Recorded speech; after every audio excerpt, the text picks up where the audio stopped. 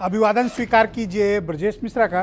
और आप देखना शुरू कर चुके हैं द डिबेट। बहनों भाइयों, मल्लिकार्जुन खड़गे इंडियन नेशनल कांग्रेस के राष्ट्रीय अध्यक्ष पद पर आज उनकी ताजपोशी हो गई। देश भर का सबसे बड़ा विपक्ष, और अब जब जनरल इलेक्शन एकदम नज़दीक हों उस वक्त खड़गे की ताजपोशी के क्या राजनीतिक मायने हैं, कांग्रेस को कितनी बड़ी चुनौती मिलने वाली है और बीजेपी के लिए ये चुनौती क्या आसान है या फिर पहले से ज़्यादा कॉम्प्लिकेटेड, और खड़गे के सामने चुनौतियां कितनी हैं और अवसर कितने हैं, आज की चर्चा हम इस विषय पर करने वाले हैं। बहनों भाइयों, लंबे वक्त के बाद कांग्रेस को गैर गांधी परिवार से नया अध्यक्ष मिला है, मल्लिकार्जुन खड़गे। साउथ में कांग्रेस का बड़ा चेहरा, दलित चेहरा और कांग्रेस के वफादार नेताओं में से एक, जिनका 4 दशक से ज़्यादा का राजनीतिक अनुभव है। लेकिन कांग्रेस ने दक्षिण से अध्यक्ष क्यों चुना? हमें इसके कारणों की समीक्षा करनी चाहिए। हमें इस पर चिंतन करना चाहिए कि खड़गे क्या भारतीय जनता पार्टी, जो माइटी पावर इस वक्त पॉलिटिक्स में है, क्या उसको कोई बड़ी चुनौती पेश कर पाएंगे, या फिर बीजेपी के लिए काम और आसान कर दिया है खड़गे की तैनात नियुक्ति ने। खड़गे की नियुक्ति के मायने क्या हैं, उनके समक्ष चुनौतियां क्या हैं और उन चुनौतियों से खड़गे निपटेंगे कैसे। तो खड़गे के सामने 4 बड़ी चुनौतियां हैं। 4 कौन सी 4 चुनौतियां, नोट करिएगा।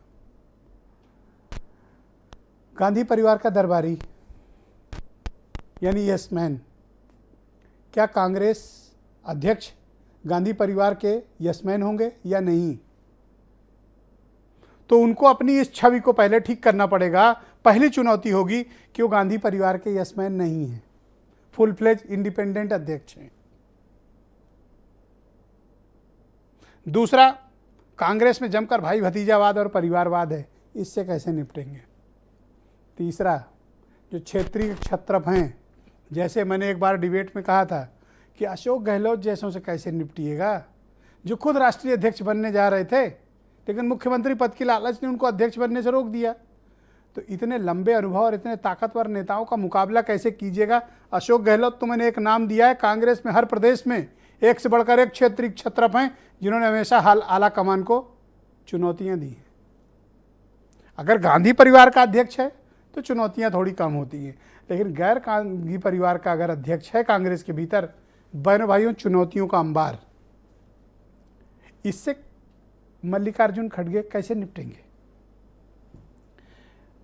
तीसरी और सबसे बड़ी समस्या कांग्रेस जिससे जूझ रही है वो है कांग्रेस का लगातार पराभव की तरफ बढ़ना, लगातार वर्टिकल डाउनफॉल होना। और ये डाउनफॉल कोई सामान्य नहीं है।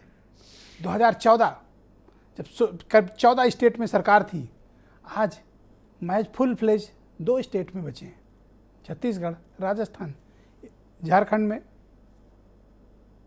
थोड़ा सा सरकार में, महाराष्ट्र यहाँ से निकल गया। ऐसी परिस्थिति में पंजाब भी यहाँ से चला गया। तो ऐसी परिस्थिति में कांग्रेस को डूबने से बचाने के लिए खड़गे क्या करेंगे? खड़गे सिर्फ खटकेंगे भी, या फिर वाकई वो अपनी धमक दिखा पाएंगे। और सबसे बड़ी बात जो सबसे महत्वपूर्ण है, कांग्रेस की ताकत कहाँ थी पहले? हिंदी पट्टी, नॉर्थ इंडिया। अध्यक्ष कहाँ से लाए हैं? साउथ से। यहाँ कोई भौगोलिक मतभेद नहीं है, लेकिन नॉर्थ के नेताओं की स्वीकार्यता अलग ही लेवल है, उनका कल्ट स्टेटस अलग होता है नॉर्थ के नेताओं का, हिंदी पट्टी के नेताओं का। आप देखें अरविंद केजरीवाल को, थोड़े वक्त पहले जन्मी पार्टी ने हिंदी पट्टी के अच्छे खासे क्षेत्र पर कब्जा कर लिया है। तो कांग्रेस को चाहिए था कोई करिश्माई नेता, लाए हैं कहाँ से? दक्षिण से। लेकिन खड़गे की कुछ काबिलियत भी है। मजदूर का बेटा, दलित समाज से अपने संघर्ष के दम पर, अपनी मेहनत से असीम शक्ति का सृजन करके कांग्रेस जैसी पार्टी का राष्ट्रीय अध्यक्ष, जहां बूथ कमेटी तक में पॉलिटिक्स होती हो, जिस कांग्रेस में हर गली में एक बड़ा ताकतवर गुटबाज बड़ा नेता बैठा हो, एक से एक जाति के अपनी अपनी जातियों के छत्र बैठे हों जिस कांग्रेस में, उसमें सबको चीरते हुए एक मजदूर का बेटा निकलता है और क्या बनता है? राष्ट्रीय अध्यक्ष। कांग्रेस, देश की सबसे पुरानी पार्टी, एक दलित का बेटा राष्ट्रीय अध्यक्ष। किसी के भी जीवन काल में बहनों भाइयों ये उपलब्धि है। और यूं ही अध्यक्ष नहीं बने, चुनाव लड़कर अध्यक्ष बने। अपने प्रतिद्वंदी को 6,800 वोटों से हराया, यह उपलब्धि है। और अपने संघर्ष से वो ताकत पैदा की कि आज देश के सबसे बड़े विपक्ष की कमान हाथ में है। यह है मल्लिकार्जुन खड़गे। लेकिन बहनों भाइयों, मामला भी उतना आसान नहीं है। बीजेपी जैसी माइटी पावर, नरेंद्र मोदी जैसा प्रधानमंत्री, अमित शाह जैसा धुरंधर रणनीतिकार और पूरी भारतीय जनता पार्टी, उनसे मुकाबला खड़गे और उनकी टीम कर पाएगी क्या? और डूबती कांग्रेस बचेगी कैसे? और ये जो मैंने समस्याएं गिनाई, इनसे लड़ेंगे कैसे? आज डिबेट में इन सारे मसलों पर खुलकर चर्चा होगी। कुछ बयान सुनिए पहले। आपने जिस तरह लोकतांत्रिक तरीके से कांग्रेस अध्यक्ष के चुनाव में अपना नया अध्यक्ष चुना है, पार्टी के सभी कार्यकर्ता और नेता आपस में मिलजुल कर एक ऐसी शक्ति बनेंगे जो हमारे महान देश के सामने उपस्थित समस्याओं का सफलतापूर्वक सामना कर सके।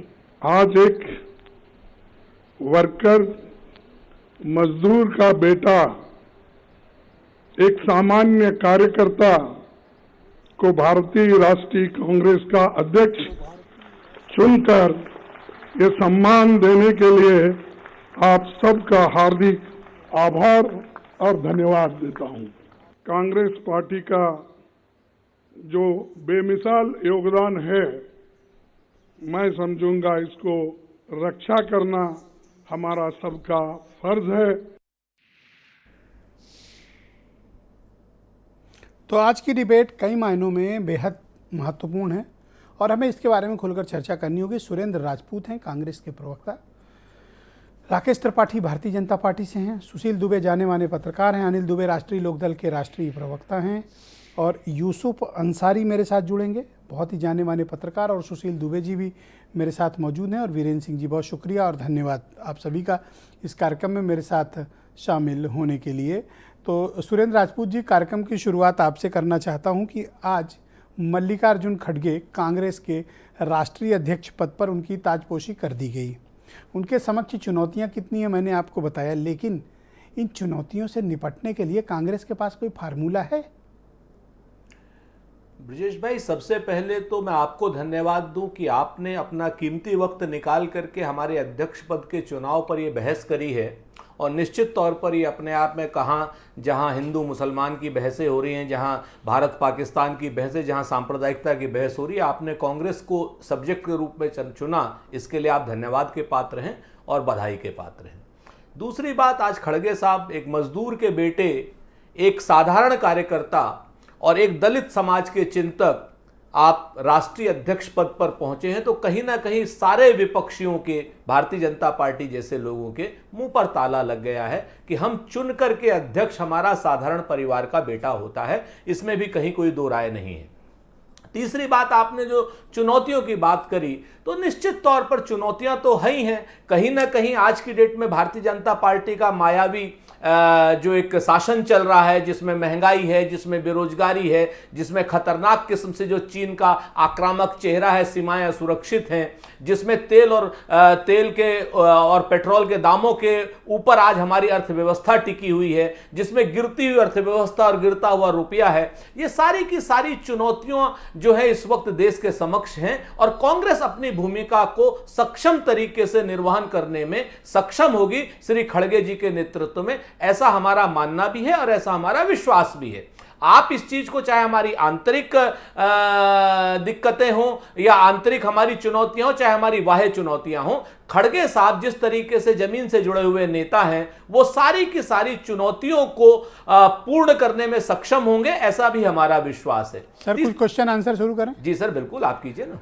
10 जनपद का जो क्लाउड है, अब 2 पावर सेंटर, एक 10 जनपद और दूसरा मल्लिकार्जुन खड़गे। कांग्रेस में 2 पावर सेंटर, कैसे काम चलेगा? देखिए, आप दो चीजें हमेशा याद रखिए ब्रजेश भाई, आप भी जानते हैं अच्छे तरीके से, एक राष्ट्रीय नेतृत्व होता है, एक संगठनात्मक नेतृत्व है।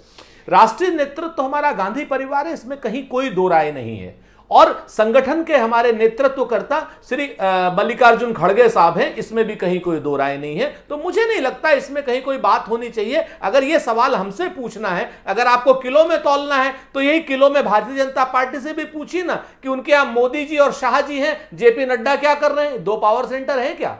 नहीं है। राष्ट्रीय नेतृत्व तो अपनी जगह पर है और संगठन का नेतृत्व। सर, लोग ये चर्चा कर रहे हैं और जनरल सामान्य तौर पर भारत में परसेप्शन की पॉलिटिक्स होती है, आप सहमत होंगे इस बात से। तो लोग कह रहे हैं कि यस मैन बिठा दिया गया है। देखिए, हम तो अपना जिगर भी निकाल करके रख दें ब्रजेश भाई, तब भी लोगों की निर्मम मीमांसाएं चलती रहेंगी, और हम उन लोगों की निर्मम मीमांसाओं का धनात्मक ऊर्जा के तरीके से अपना आत्मसात करते हैं, इसमें भी कहीं कोई दो राय नहीं है। आपकी निर्मम मीमांसा नहीं है, आप तो उन लोगों के प्रश्न पूछ रहे हैं। हमारे यहां तो आज सुबह से ऐसी ऐसी मीमांसाएं चल रही है गोदी मीडिया की कि हम लोग सुनकर के हैरान हैं, हमें भी नहीं पता जो सच वो लोग जिस तरीके से। सर, मेरा अगला सवाल है आपके लिए कि ये जो क्षेत्रीय छत्रप हैं, जो कांग्रेस की माइटी फोर्सेस हैं, हर गली में जहां पर एक कांग्रेस का कोई बड़ा ताकतवर नेता हो जो हमेशा चुनौती देता आया हो, मल्लिकार्जुन खड़गे जैसे नेता कैसे निपटेंगे इनसे? मैं जिक्र करना चाहूँगा और याद दिलाना चाहूँगा अशोक गहलोत का, जो खुद राष्ट्रीय अध्यक्ष बनने जा रहे थे। क्या मल्लिकार्जुन खड़गे, जिनको उल्टे पांव लौटना पड़ा था जयपुर से, क्या अब अध्यक्ष बनने के बाद वो अशोक गहलोत से पूछेंगे कि आला कमान की बेइज्जती क्यों की थी? 2 बातें बड़ी स्पष्ट हैं ब्रजेश भाई। आप एक चीज को जान लीजिए, जो क्षेत्रीय छत्रप वाली पार्टियां होती हैं, वो क्षेत्रीय छत्रप हमारी ताकत है, चुनौती नहीं है। हम क्षेत्रीय छत्रपों का सम्मान करते हैं, और जो जहां पर है, अशोक गहलोत जी हमारे सम्मानित नेताओं में से एक हैं, दिग्विजय सिंह जी हमारे सम्मानित नेताओं में से एक हैं, सचिन पायलट साहब सहित सारे सम्मानित नेता जो क्षेत्रीय जिनको आप कहते हैं, उनको वो सारे हमारे सम्मानित है, और वो हमारी ताकत है, चुनौती कतई नहीं। कांग्रेस के लिए चुनौती भारतीय जनता पार्टी का कुशासन है, महंगाई है, बेरोजगारी है, सीमाओं की असुरक्षा है, और सांप्रदायिक तनाव है जिस तरीके से ये लोग बढ़ा रहे हैं, जिसके सामने श्री राहुल गांधी जी भारत जोड़ो यात्रा कन्याकुमारी से कश्मीर तक की कर रहे हैं। आर्थिक असमानता हमारा मुख्य चुनौती है, क्षेत्रीय छत्रप तो हमारी ताकत है। जी, अशोक गहलोत को लेकर कोई निर्णय कर पाएंगे?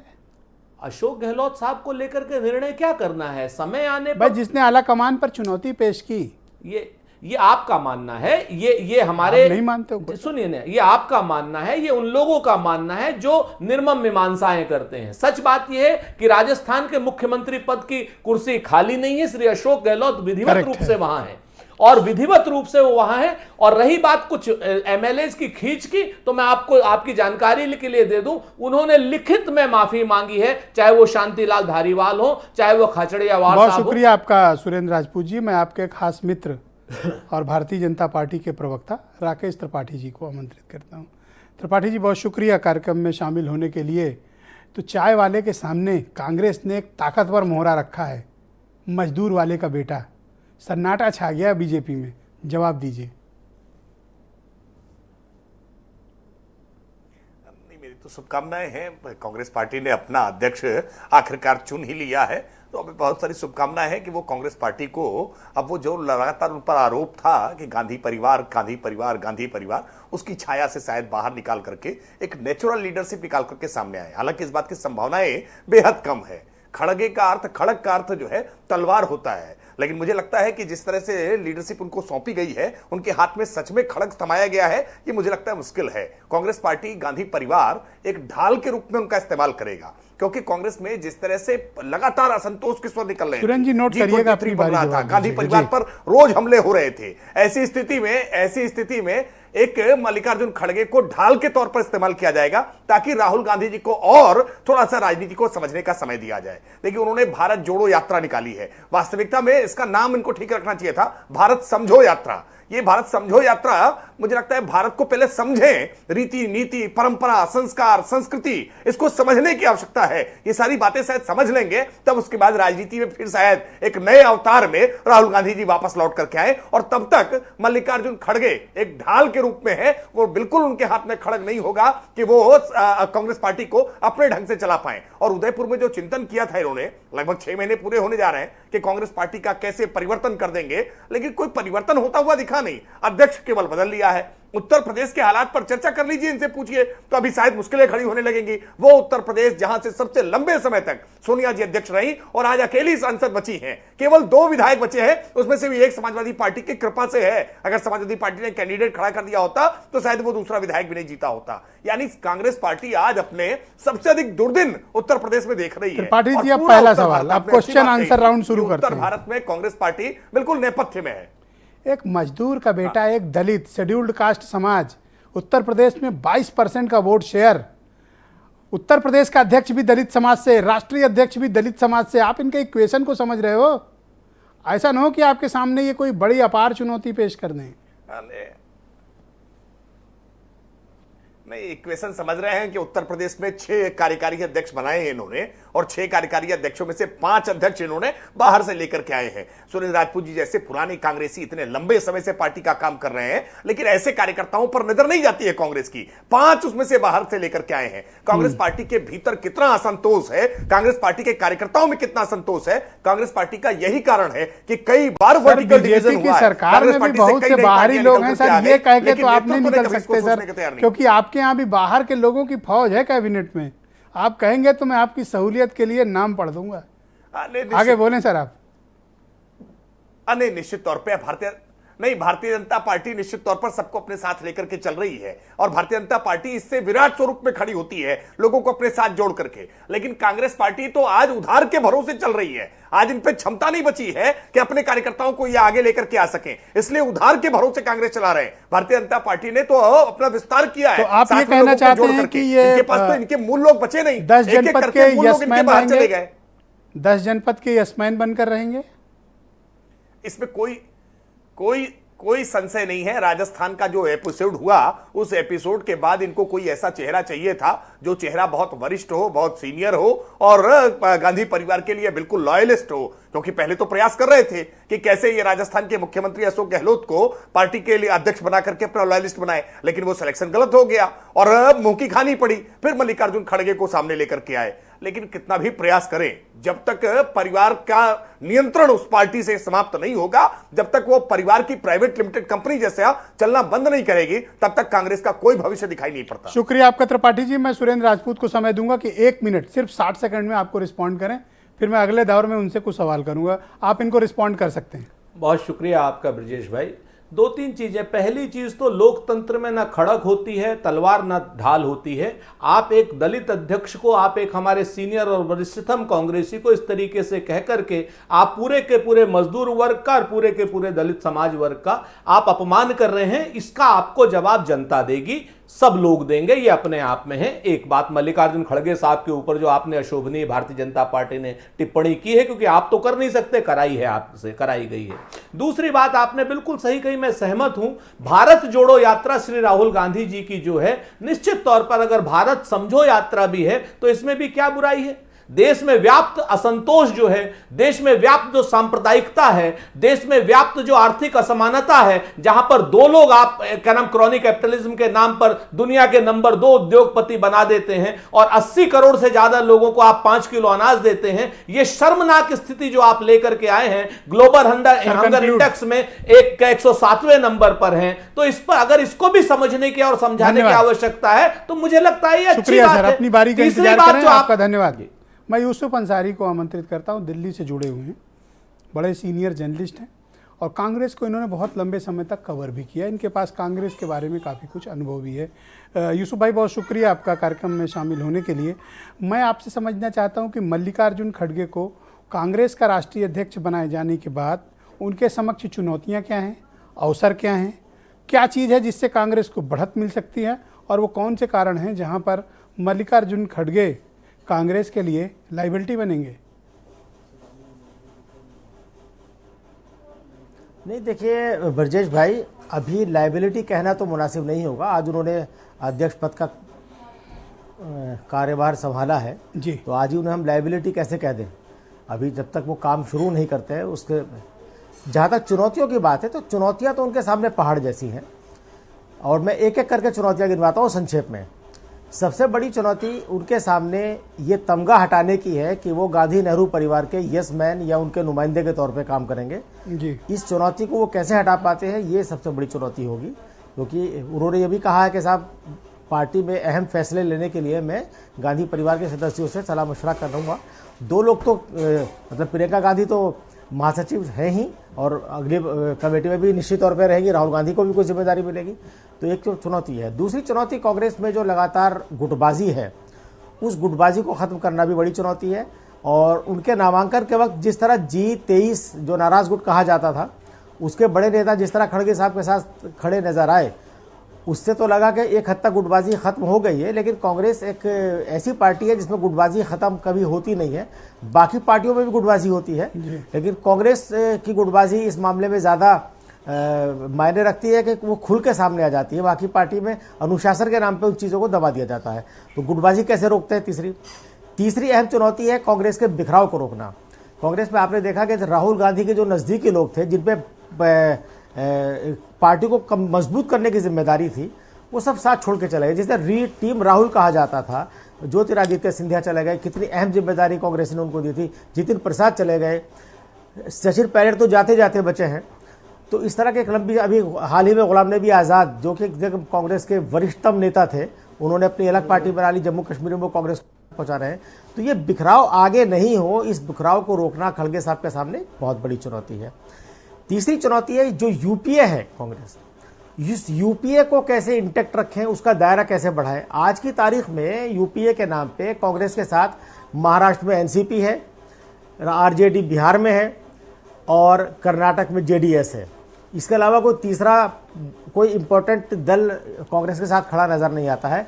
और दोनों ही राज्यों, बड़े राज्य जो है, जहां पे अंडरस्टैंडिंग है कांग्रेस के साथ, वहां शिवसेना एक नई पार्टनर आ गई है। तो उस हाँ, तमिलनाडु में वो है, वहाँ उस पर वो तो डीएमके के साथ है, तो वहाँ कोई दिक्कत नहीं है। लेकिन महाराष्ट्र में दिक्कत ये कि शिवसेना भी अगर आ गई है तो सीटों के बंटवारे को कैसे किया जाएगा।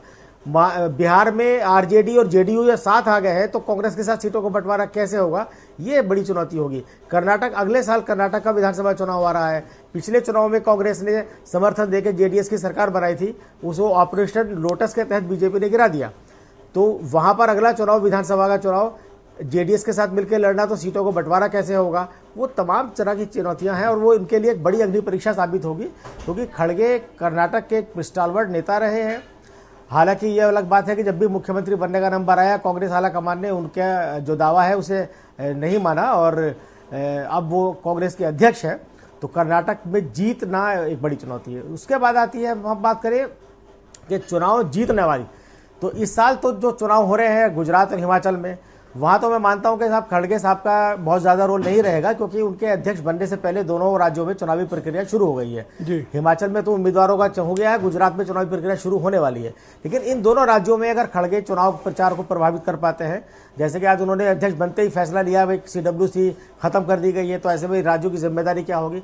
तो अगर वो प्रभावित कर पाते हैं, तो इसको किस तरह प्रभावित कर पाते हैं जी। हिमाचल में कांग्रेस को सत्ता में वापस लाना और गुजरात में भी सत्ता में वापस लाना, ये बहुत बड़ी चुनौती है। बहुत शुक्रिया तो गुजरात आपका, तो मुझे नहीं लगता है। हिमाचल, इन दोनों ही राज्यों में आम आदमी पार्टी ने त्रिकोणीय मुकाबले का असर बना दिया, तो कांग्रेस को नुकसान होगा। इससे कैसे बचते हैं, बड़ी चुनौती होगी। सुशील दुबे बहुत ही जाने माने पत्रकार हैं, मेरे साथ मौजूद हैं, और कांग्रेस को लंबे समय तक कवर भी किया, और पत्रकारिता में आने से पहले कांग्रेस में भी कुछ वक्त रहे हैं। शुक्रिया आपका सुशील जी हमारे साथ शामिल होने के लिए। खड़गे के आने को आप किस तरह से देखते हो, उनकी ताजपोशी को लेकर कांग्रेस की प्रतिक्रिया, फिर बीजेपी वालों का आपने स्टेटमेंट सुना, यूसुफ अंसारी की बात आपने सुनी, आप क्या महसूस करते हो, खड़गे कोई करिश्मा कर पाएंगे? और दूसरा, इन लोगों ने जो चिंताएं प्रकट की, उससे भी आगे की एक बड़ी चिंता है हिंदी पट्टी, जिसका मैंने ओपनिंग में जिक्र किया, वहाँ Congress zero. Media master Brajesh ji, एक तो आपको साधुवाद इस बात के लिए जी कि भारतीयों में नकली सनक चढ़ी थी 1-2 दिन से, भारतीय मूल का नकली सुनक के लिए आपने असली भारतीय मूल के आदमी पर आज बहस करा दी है, इसके लिए आपको बड़ा साधुवाद। अब दूसरी बात में आता हूँ, 1886 और 85-86 के व्योमेश चंद्र चटर्जी से लेके फिर गांधी जी, सुभाष चंद्र बोस जी, 1936-37 में सुभाष चंद्र जी और राजेंद्र प्रसाद जी और पटेल जी। उसके बाद में आता हूँ जो मैंने जाना, जहाँ से मेरी समझ शुरू हुई है, नीलम संजीव रेड्डी, आपके कामराज, आपके अरे देवकांत बरुआ, आपके इसी तरीके से करते इंदिरा जी और फिर वो राजीव जी और फिर सीताराम केसरी, करते सब लोग, केसरी काफी जी, लोग रहे जी। ये रहे। इसके बाद यार पहली बार देश में लोकतांत्रिक प्रक्रिया से चुने हुए नियुक्ति नहीं, निर्वाचित अध्यक्ष 80+ के, ये देश बुजुर्गों का लोकतांत्रिक तरीके से लिहाज बहुत करता है। आज भी इस देश की जड़ों में बुजुर्गों के प्रति श्रद्धा सम्मान बहुत है। तो वो खड़गे जी आज 82-80+ के आज अध्यक्ष हुए हैं भारतीय राष्ट्रीय कांग्रेस के। इसके लिए मैं साधुवाद देता हूँ मधुसूदन मिस्त्री जी को, राजनीतिक प्रक्रिया के लोकतांत्रिकरण को, सोनिया जी को और सिस्टम को बधाई देता हूँ जी। ब्रिजेश जी, दूसरी बात, अभी आपने कहा भोकाल, दो हमारे जो आदरणीय मोदी जी और शाह जी हैं, नड्डा जी गए थे पटना, एक डायलॉग दे आए थे, उनके लोग चुने हुए अध्यक्ष नड्डा जी जो भी फिर चुने गए लोकतांत्रिक प्रक्रिया से, वो गए थे। उन्होंने एक डायलॉग दिया था पटना में कि 25 के बाद छोटी पार्टियां खत्म हो जाएंगी, समाप्त हो जाएंगी। 2 दिन बाद नीतीश कुमार ने क्या किया, वो दुनिया देख रही है, पूरा सिस्टम देख रहा है। तो ये चीज़ सोचने की होती है। अब मैं आता हूँ खड़गे जी पर। आज भी हिंदुस्तान में, ब्रह्मांड में हनुमान जी की पूजा, प्रभु रामचंद्र जी के साथ रहने पर, उनकी वफादारी के रहने पर आज पूजा होती। लक्ष्मण जी की बात भी होती, हनुमान जी बगल में बैठे होते और 80% लोग हनुमान जी को प्रणाम करते हैं, भोग लगाते हैं। आज गृह मंत्री देश के, ये इनके हनुमान जी कहे जाते हैं हमारे मोदी जी के, ये वफादारी के कारण ही आज गृह मंत्री हनुमान जी हैं। और कभी योगी जी ने कहा था कर्नाटक दक्षिण भारतीय किसी सभा में कि हनुमान जी दलित या आदिवासी, हमारे प्रभु आदिवासी दलित।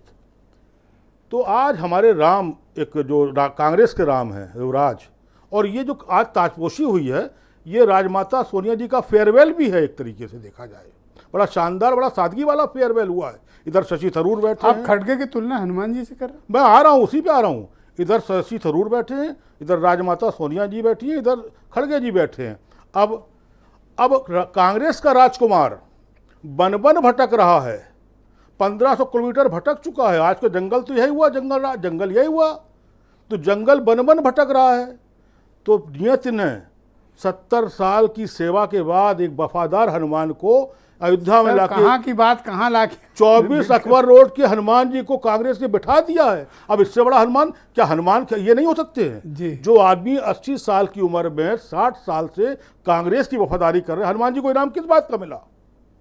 वफादारी का। अरे डूबने से कैसे बचे सर, हम तुलना तो बाद में कर लेंगे। जिस नियति ने कभी 400+ राजीव गांधी भी थे, कभी उत्तर प्रदेश में कई साल सरकार कांग्रेस की भी रही। समय नियति होती है, व्यवस्था होती है। अब लोकतंत्र पहली बार 62वें अध्यक्ष चुने हुए, कितने अध्यक्ष चुने गए? 4 महिलाएं भी अध्यक्ष हुई हैं। पहली बार कोई देश का कोई नेता बता दे कि आज तक कम्युनिस्ट में भी पोलित ब्यूरो है, बीजेपी में भी संघ है, सलाह देता है, यहाँ भी संघ रहे, वो सलाहकार रहेंगे। कौन सा ऐसी पार्टी जिसने लोकतांत्रिक तरीके से अपने इतने अध्यक्ष चुने हों? तो जहाँ पर प्रक्रिया धीरे धीरे ठीक हो रही है, और फिर राहुल गांधी जो अल्टीमेट चल रहे हैं, दक्षिण से जरूरी नहीं उत्तर प्रदेश ही हर बार वो करे, दक्षिण भी हवा फेंक सकता है, अच्छी वाली लोकतांत्रिक तरीके वाली प्रक्रिया से चुनी हुई वाली। तो जब हनुमान आए, जब रामचंद्र चल रहे हैं, हनुमान जी आ गए हैं, तो प्रभु भला ही करेंगे। बहुत शुक्रिया अनिल दुबे, राष्ट्रीय लोकदल के नेशनल स्पोक्स पर्सन है। बहुत शुक्रिया आपका अनिल जी कार्यक्रम में शामिल होने के लिए। तो फाइनली कांग्रेस ने आज खड़गे को अपना अध्यक्ष पद पर नियुक्त कर ही लिया। एक अपोजिशन की पार्टी के तौर पर आप इस नियुक्ति को कैसे देखते हो? और दूसरा, बीजेपी जैसी ताकतवर पार्टियों से लड़ने के लिए हिंदी पट्टी में कोई इनके पास विकल्प है? ब्रजेश जी, सबसे पहले मैं खड़गे जी को बधाई देता हूं, और कांग्रेस को एक नया अध्यक्ष मिला है, और उम्मीद करता हूं कि वो विपक्ष को साथ लेकर के संघर्ष करने का काम करेंगे। देश की बड़ी पार्टी है। और जहां तक उत्तर प्रदेश, उत्तर भारत की बात है, हिंदी पट्टी की बात है, हिंदी पट्टी में नेताओं की कमी नहीं है, पार्टियों की कमी नहीं है। उत्तर प्रदेश में समाजवादी पार्टी और राष्ट्रीय लोकदल का गठबंधन है, बहुत मजबूती के साथ भारतीय जनता पार्टी से लड़ने का काम कर रहा है और आगे भी लड़ने का काम करेंगे। सभी मुद्दों पर हम उनको उनसे ले लो लड़ते साथ में कांग्रेस, कोई दिक्कत है? नहीं। वो वही विपक्ष का काम वो भी कर रहे हैं, विपक्ष का काम हम भी कर रहे हैं। कोई भारतीय जनता 2% वोट हैं, दे दो साथ। भारतीय जनता पार्टी से वो भी लड़ने का लड़ रहे काम हो कर तो रहे ले हैं लो। और उत्तर प्रदेश में हम लोग लड़ ही रहे हैं। सभी लोग भारतीय जनता पार्टी से लड़ने का काम कर रहे हैं। त्रिपाठी जी की इच्छा है कि इकट्ठे होकर एक बार में आ जाओ, फाइनल हिसाब किताब कर लें। अब मैंने कहा ना कि सभी लोग, भाई उद्देश्य तो सबका एक ही है, भारतीय जनता पार्टी से लड़ने का, और भारतीय जनता पार्टी से लड़ रहे हैं। आपको क्या लगता है अगर कांग्रेस साथ में आ गई आपको और आपने अलायंस कर लिया तो उत्तर प्रदेश में आपकी ताकत बढ़ेगी या वही रहेगी या घटेगी? अलायंस करना है, किस रूप में करना, ये फैसला ताकत बढ़ेगी कि घटेगी? नहीं, विपक्ष जब यूनाइट होता है तो ताकत तो बढ़ती ही है। और विपक्ष, अगर विपक्ष तो विपक्ष में है ही है ना। क्या ऑफर दे रहे हो क्या कांग्रेस? नहीं, सभी लोग एक साथ जो नहीं, है कांग्रेस को ऑफर दे रहे हो एक क्या? नहीं, उसमें ऑफर देने की बात ही क्या, वो भी भाई बीजेपी से लड़ने का काम कर रहे हैं और हम तो उत्तर प्रदेश में लड़ ही रहे हैं। इसीलिए कह रहे हैं जब एजेंडा एक है तो क्या एक प्लेटफॉर्म पे आ रहे हो? पहले ही अपने उसमें कहा कि हिंदी पट्टी में तो हम लड़ रहे हैं। तो कांग्रेस क्या करे, ना लड़े? हिंदी पट्टी में तो हम चुनाव लोग छोड़ दे। नहीं, मैंने कहा ना कि भारतीय जनता पार्टी से वो भी लड़ रहे हैं और भारतीय जनता पार्टी से हम भी लड़ रहे हैं। उद्देश्य सबका एक है कि इनको किसी तरह से किनारे लगाना है। इनको आने वाले 2024 में हम लोग मजबूती के साथ उभर करके आए, उद्देश्य सबका एक है और उसमें खड़गे जी सफल हो, ये उनको भी शुभकामना है जी। पर कांग्रेस में जो गुटबाजी है, कांग्रेस की आपसी लड़ाई है और ये जो क्षेत्रीय छत्रप है ना, इनसे निपटना मुश्किल है और बीजेपी जैसी माइटी फोर्स सामने खड़ी है। नहीं, ब्रजेश आप जी, भी तो नहीं टिक पा रहे हो उनके सामने। नहीं, हम लोग टिके हुए हैं, हम लोग लड़ रहे हैं। ये अलग बात है कि किन्हीं तकनीकी कारणों से, क्या कारण से पूरा देश जान रहा, पूरा उत्तर प्रदेश जान रहा कि कैसे सरकार हमारी नहीं बन पाई। उत्तर प्रदेश में हम सरकार बनाने जा रहे थे, किस तरह 60-65 सीटें हम हराए गए हैं, किस तरह से कितने नामनल वोटों से हमारी सरकार बनने से रुकी है, ये बात तो पूरा देश देख रहा है। लेकिन हम लोग मजबूती के साथ भारतीय जनता पार्टी को हराने का काम करेंगे। 2024 में आप देखिएगा ब्रजेश जी, बहुत मजबूती के साथ हम उभर के आ रहे हैं। ओके, राकेश त्रिपाठी मेरे साथ मौजूद हैं, भारतीय जनता पार्टी के प्रवक्ता हैं। त्रिपाठी जी, मेरा आपसे सवाल है कि जब आप देख रहे हैं कि परिस्थितियों का निर्माण ऐसे हो रहा है कि विपक्ष उत्तर प्रदेश के भीतर अब ताकत इकट्ठी कर रहा है, ताकत कहीं से मिले प्लग लगा रहे हैं और एनर्जी खींच रहे हैं, आपको इसकी चिंता करनी चाहिए? नहीं, भारतीय जनता पार्टी अपने संगठन के साथ बहुत ताकतवर स्थिति में है। आज मैं इस बात को दावे के साथ कह सकता हूं कि उत्तर प्रदेश में स्थानीय निकाय के चुनाव आ रहे हैं, कोई एक राजनीतिक दल बतावे जिसने स्थानीय निकाय को लेकर के किसी प्रकार की कोई गंभीर अब तक तैयारी की हो। भारतीय जनता पार्टी ने त्रिस्तरीय योजना रचना करके हम पूरी जिले स्तर तक, हर स्थानीय निकाय के इकाई तक हम बैठकें कर चुके हैं। जब भारतीय जनता पार्टी जीत की स्थिति में पहुंच जाती है तब ये कहते हैं कि इलेक्शन कमीशन पर हमें संदेह है, ईवीएम पर हमें संदेह है, प्रशासनिक मशीनरी पर हमें संदेह है। वास्तविकता में कांग्रेस पार्टी ने अभी अभी अपने अध्यक्ष बनाए हैं, अभी बाकी कार्यकारिणी का गठन करना बाकी है। समाजवादी पार्टी ने अभी अभी अपना अध्यक्ष घोषित किया है, कार्यकारिणी का गठन करना बाकी है। देखिए, सच्चाई यह है कि उत्तर प्रदेश में बाकी राजनीतिक दल सीरियस गंभीरता से प्रयास नहीं करते हैं और परिणाम इसलिए उनके प्रतिकूल आता है। आप जो आरोप लगाते हैं कि परिवारवाद और गांधी परिवार का कंट्रोल है, अब जब गैर गांधी परिवार का अध्यक्ष आ गया, वो भी मजदूर का बेटा, वो भी दलित, अब आपके सामने क्या विकल्प हैं? 22% का वोट शेयर है अकेले यूपी में। मैं तो पूरे विश्वास के साथ कह रहा हूं ब्रजेश जी कि ये बहुत तात्कालिकता के लिए, जब तक यात्रा उत्रा चल रही है राहुल जी की, तब तक के लिए इनको अध्यक्ष बनाया है। बहुत जल्द ही इनको अध्यक्ष पद से हटा करके पुनः वापस गांधी परिवार के हाथ में बागडोर आएगी। अभी जैसे ही हिमाचल और गुजरात का परिणाम आएगा और दोनों जगह ये चारों खाने चित, और मैं इस बात को पूरी जिम्मेदारी के साथ आपकी डिबेट में आज कह रहा हूं कि गुजरात में ऐतिहासिक शर्मनाक पराजय कांग्रेस पार्टी को होने जा रही है। कांग्रेस पार्टी की पराजय इस तरह के शर्मनाक होगी कि इसके बाद चेहरा छुपाना मुश्किल होगा और फिर मल्लिकार्जुन खड़गे हटाए जाएंगे और राहुल गांधी से फिर गुहार लगाई जाएगी कि राहुल जी आप फिर पार्टी संभालिए या प्रियंका जी आप पार्टी संभालिए। और आप देखिएगा, इस डिबेट के इस अंश को सुरक्षित रखिएगा, जब ये परिणाम बदलेगा तो ये काम आएगा। अरे, एक विस्फोटक सवाल पूछने जा रहा हूं, उसका जवाब दो। गुजरात में आपके मुकाबले कौन है, कांग्रेस या आम आदमी पार्टी? आज खुल के बताओ। देखिए, भारतीय जनता पार्टी अपने संगठन तंत्र के आधार पर, भारतीय जनता पार्टी नरेंद्र मोदी जी की लोकप्रियता के आधार पर और गुजरात के अपने गुजरात के मॉडल के आधार पर हम चुनाव में एक तरफा त्रिपाठी जी, सवाल से स्किप मत करो। तो आपने कहा गुजरात में कांग्रेस की शर्मनाक पराजय होगी, आपकी बात सुनी गई, हम लोगों ने सुना आपकी बात। अब ये बताओ कि आपका अपोजिशन वहाँ कौन है, कांग्रेस या आम आदमी पार्टी? नहीं, ये दोनों संघर्ष आपस में कर रहे हैं कि कौन अपोजिशन दोनों में से बन जाए। इन दोनों के बीच में आपसी संघर्ष है और ये दोनों ही अपनी शर्मनाक पराजय की तरफ जाएंगे। भारतीय जनता पार्टी अब तक का अपने सबसे अच्छा प्रदर्शन इस बार गुजरात में करने जा रही है। अरे वो नोट पर जो है फोटो मांग रहे हैं लक्ष्मी जी गणेश जी की, आपको पास है जवाब इसका? आपकी पिच पर छक्का। नहीं, वो तो परेशानी में दिया गया बयान है।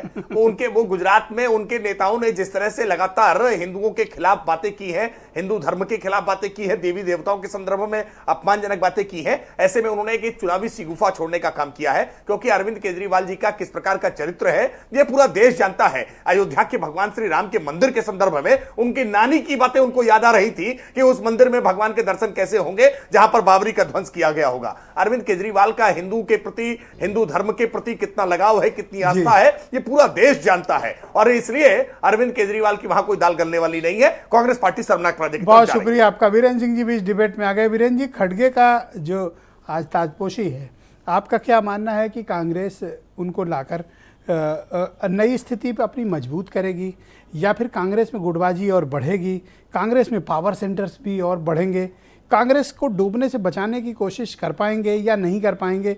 और आने वाले समक्ष में चुनौतियां बहुत हैं, कई स्टेट्स में चुनाव हैं, कैसे डील करेंगे वो? बात सही है कि जब कोई चेहरा बदलता है तो बहुत सारी चीज़ें बदलती हैं, उनके अपने तमाम सारी सोच और निर्णय भी होंगे, पुराने राजनीतिज्ञ हैं।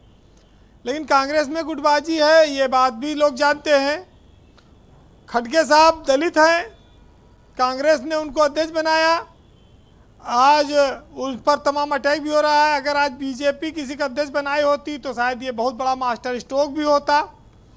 हालांकि कांग्रेस छोटी पार्टी है इस समय, तो उस पर ज़्यादा बोलने का है नहीं। ये ज़रूर है कि कांग्रेस ने हिम्मत दिखाई, जो आलोचना वो झेल रही थी। उसने कहा कि अब गांधी परिवार से नहीं कोई कार्यकर्ता आके अध्यक्ष बने, जैसे बीजेपी में है और दूसरे दलों में है। मामला बराबरी पर आ गया। लेकिन कांग्रेस में एक धड़ा ये मानता है कि अगर उत्तर भारत से कोई कांग्रेस अध्यक्ष बनाती तो हिंदी भाषी राज्यों में उसको ज़्यादा फायदा मिलता। हालांकि चाहे जिसको अध्यक्ष बना दे, जब तक उत्तर प्रदेश में कांग्रेस खड़ी नहीं होती तब तक उसका केंद्र की सियासत में कोई प्रभाव जमा पाना कठिन दिखता है। यूपी में कुल 1 लोकसभा सीट है उसके पास 80 में, और वो भी इस बार रहेगी कि नहीं रहेगी, चाहे खड़गे अध्यक्ष बने, चाहे राहुल गांधी बने या कोई बने, इसकी गारंटी नहीं है। तो उत्तर प्रदेश के बिना तो कांग्रेस का अध्यक्ष बन जाए या कांग्रेस कोई पार्टी कोई अचालक बन जाए, कोई भला तब तक नहीं दिखाई पड़ता है। चुनौतियां हैं, खटके आए हैं, तो हिंदू मुस्लिम का इशू वो अभी जारी है, वो कम नहीं हुआ। कांग्रेस की सिर्फ 2 राज्य में सरकार है, वहाँ भी एक राज्य में मुख्यमंत्री ने पद छोड़ने से मना कर दिया, अध्यक्षी छोड़ दी, वो भी एक बात आई। फिर उसके बाद बीजेपी की तमाम सारी योजनाएं, चमत्कारिक नेता है उनके पास, हिंदुत्व का एजेंडा है। और देखिए 5 किलो राशन का जो सिस्टम है, योजनाएं जो उनकी हैं वो गांव-गांव तक काफ़ी पहुंची हुई है, लाभार्थियों की एक उनकी सेना तैयार है। तो ये सब चीज़ें तो है जो एक कठिन है। लेकिन कांग्रेस लखनऊ में अगर सुशील दुबे को मेयर का चुनाव लड़ा दे तो काफ़ी सारा वोट पा सकती है। आज ये बात साबित हो गई, क्योंकि सुशील जी को काफ़ी ज़्यादा इतिहास भूगोल का ज्ञान है और कांग्रेस को इतना अच्छा वक्ता मिलेगा भी कम, ब्रजेश जी। तो ये तो बहुत सही रहा। लेकिन धर्म, राष्ट्रवाद, धार्मिक मुद्दा, ये बीजेपी को आप इस पर नहीं हरा सकते। बीजेपी को आपको लाना पड़ेगा रोजी रोटी पर, बेरोजगारी पर, महंगाई पर, जिस पर अभी शायद जनता आने को तैयार नहीं है। आप देखिए कि धर्मगत जो श्रेष्ठतावाद है उसके बजाय लोग सस्ती भोजन, शिक्षा, रोजगार, इनको कहाँ महत्व दे रहे हैं। लोग धर्म के पीछे अभी भी पागल हैं। तो सरकारें भी जानती हैं कि जो वादा करो अगर पूरा ना हो तो धर्म का कार्ड चल दो। और ये दलित वोट बैंक की सियासत उत्तर प्रदेश में अभी बीजेपी और मायावती के हाथ में है। खड़गे इसमें कोई सफलता पाएंगे इसकी उम्मीद कम है। ब्रजेश जी, एक चीज़ और दिखती है कि उन्होंने कहा कि हम अब 50% लोगों को, 50 साल से कम लोगों को कांग्रेस में आगे बढ़ाएंगे। CWC की जगह स्टीयरिंग कमेटी बनाई गई। जो G23 नाराज नेताओं का समूह था उसमें से भी कुछ लोग इसमें लाए गए हैं। ठीक है, कांग्रेस को उम्मीद है कि हम दक्षिण भारत में पदयात्रा कर रहे हैं, कुछ सीटें बीजेपी की घटा लें क्योंकि वहाँ बीजेपी शीर्ष पे पहुँच चुकी है, तो हम कुछ कर सकते हैं। लेकिन इन सब के इतर एक चीज़ और दिखती है कि सुनक के प्रधानमंत्री बनने के बाद इस देश में एक चर्चा और चली कि सोनिया को प्रधानमंत्री नहीं बनने दिया और सुनक के प्रधानमंत्री बनने पे लोग बहुत खुश हो रहे हैं। ये अवसर के हिसाब से जनता अपने फायदे और अपने नारे और अपनी सुविधा के अनुसार से स्लोगन गढ़ती है, और ये वही है आज जो लोग उनको खूब ढेर सारी बधाइयाँ दे रहे हैं। दूसरी एक बात आपने कही जी वीरेंद्र जी कि ये फोटो लगा दे गणेश लक्ष्मी का, केजरीवाल ने मांग कर दी, तो एक समस्या खाली ये आएगी कि जब कोई शराब की दुकान पे खरीदने जाएगा शराब तो नोट वही देगा, जब कोई मीट मुर्गा की दुकान पे जाएगा तो नोट वही देगा। तो इन सब जगहों के लिए कोई अलग नोट चलाना है कि वही नोट से काम चलेगा, ये भी थोड़ा देखना होगा, क्योंकि मधुशाला से लेके और सबके ज़्यादा हैं चाहने वाले। ब्रजेश जी, एक चीज़ बहुत साफ है जी कि जब वक्त बदलता है हालात भी थोड़ा बदलते हैं। राजा रंक के तमाम सारे किस्से देश में रहे कि कब कौन रंक हो गया, कब कौन राजा हो गया।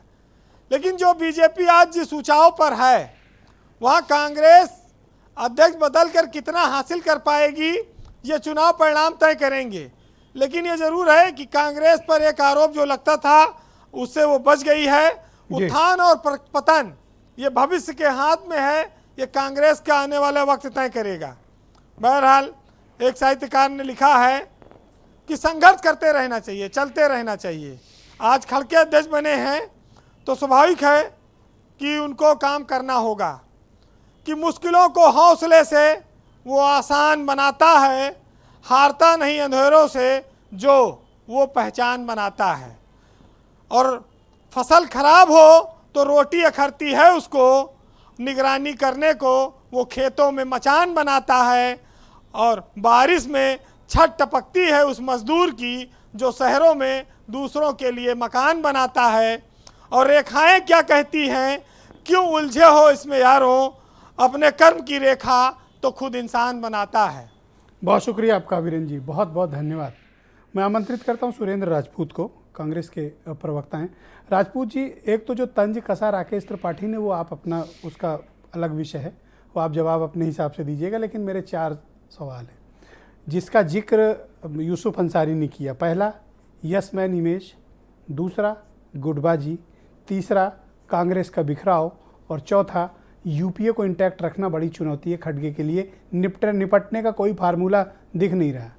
मैंने आपको पहली बार में भी जवाब दिया था कि राष्ट्रीय नेतृत्व और संगठन का नेतृत्व दो अलग अलग चीजें हैं। राष्ट्रीय नेतृत्व जो है यूपीए के संगठन को भी करेगा और कांग्रेस के संगठन को देखने के लिए श्री खड़गे जी हैं, नंबर 1। नंबर 2, हाँ, खड़गे जी कांग्रेस के यस मैन हैं, इसमें कहीं कोई दो राय नहीं, स्ट्रॉन्च कांग्रेसी हैं। शशि थरूर साहब भी स्ट्रॉन्च कांग्रेसी थे। अगर एक कांग्रेसी अध्यक्ष बनता है और उसके बाद वो सबकी सहमति से, सीडब्ल्यूसी से, गांधी परिवार से बात करता है, तो इसमें अगर कोई उनके ऊपर यसमैन का लेबल लगाता है तो मेरे ख्याल से ये उचित नहीं है, ये निर्मम है। ये उसी तरीके से आप इस चीज को देखिए कि हमारे ऊपर तो लोकतंत्र की तमाम बातें कही जाती हैं। हमारे ऊपर तो लोकतंत्र में कहा जाता है कि फलाना फलाने का यसमैन है, गांधी परिवार का यसमैन है। लेकिन मैं आपको 3 उदाहरण देता हूं भारतीय जनता पार्टी के, अभी अभी के हैं ब्रजेश जी। कुछ दिन पहले गुजरात के मुख्यमंत्री का नाम आपको याद नहीं होगा, भूपेंद्र। क्यों नहीं याद है, मुझे याद है, आप दूसरों से पूछो। जी, भूपेंद्र, ये फार्मूला यहाँ नहीं चलेगा। जी, भूपेंद्र पटेल जो हैं, उनको प्रधानमंत्री की सिक्योरिटी ने धक्का मार करके पैदल चलवाया, धक्का मार करके। उसी तरीके से आदरणीय योगी आदित्यनाथ जी को पूर्वांचल एक्सप्रेसवे पे पैदल चलवाया।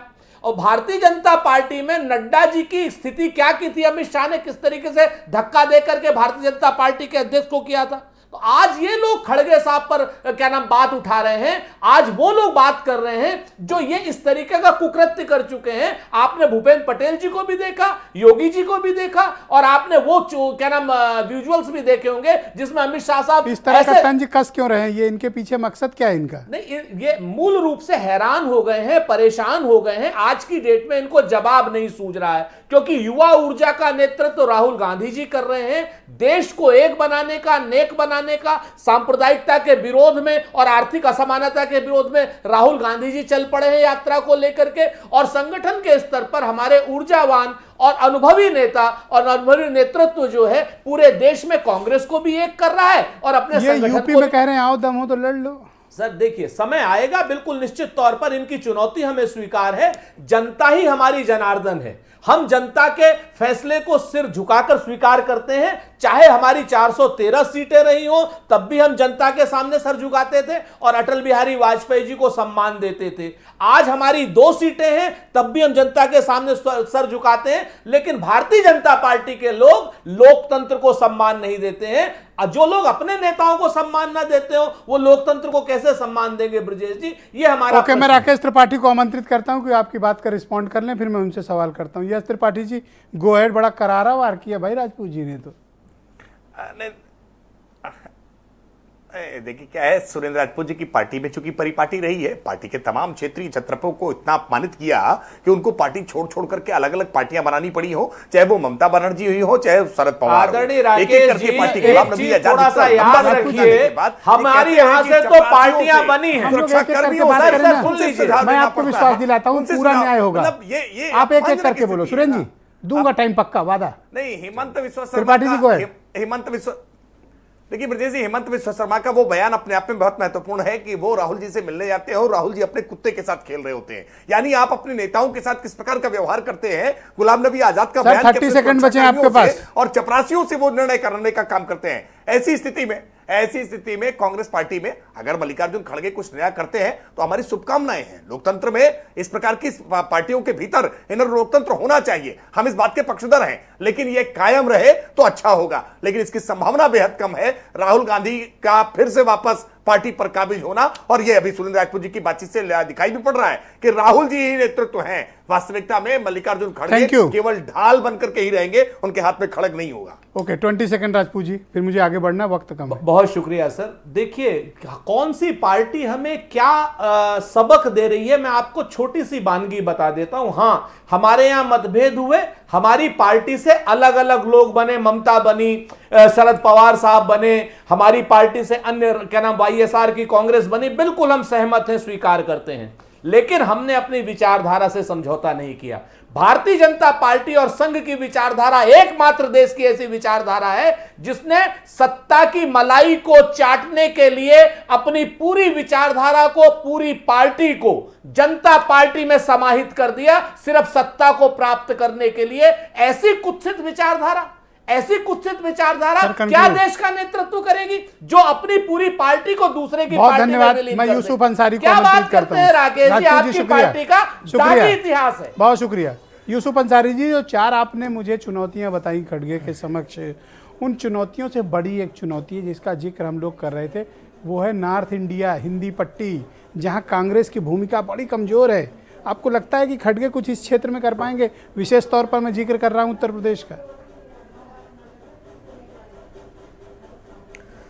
नहीं, असल में मेरा परसेप्शन कुछ दूसरा है।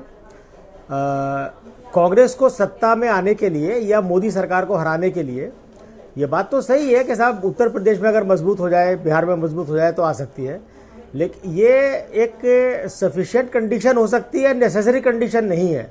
2004 में कांग्रेस जब सत्ता में आई थी तब भी वो उत्तर भारत में कोई बहुत ज़्यादा कमज़ोर, बहुत ज़्यादा मजबूत नहीं हुई थी। लोकसभा में उसके 5 या 10 MP थे, मुझे एग्जैक्ट संख्या ध्यान नहीं, 2004 में जी। 2009 में ज़रूर 22 सीटें जीतकर कांग्रेस सबसे बड़ी पार्टी बनी थी। तो मेरा मानना क्या है कि कांग्रेस को अभी उन सीटों पर फोकस करना चाहिए जहां पे बीजेपी हाईएस्ट पर है। तो देश में ऐसे 9 राज्य हैं, मध्य प्रदेश, कर्नाटक, राजस्थान, गुजरात, हरियाणा, हिमाचल प्रदेश, उत्तराखंड, दिल्ली और छत्तीसगढ़। तो इन 9 राज्यों की 145 सीटें लोकसभा की हैं। इनमें से 141 बीजेपी के पास है, 3 कांग्रेस के पास है और 1 जेडीएस के पास है। तो अगर इन 145 सीटों पर कांग्रेस फोकस करके रणनीतिक तरीके से, जैसे बीजेपी करती है टारगेट फिक्स करके, अगर इन 145 सर, मेरा अगला सवाल है आपसे कि कांग्रेस ने दलित कार्ड चलाया, मोदी राष्ट्रीय सरकार के पैर अध्यक्ष उखड़ दलित, जाएंगे। उत्तर प्रदेश का अध्यक्ष दलित, और इसके पहले पंजाब में भी दलित कार्ड चल चुकी थी।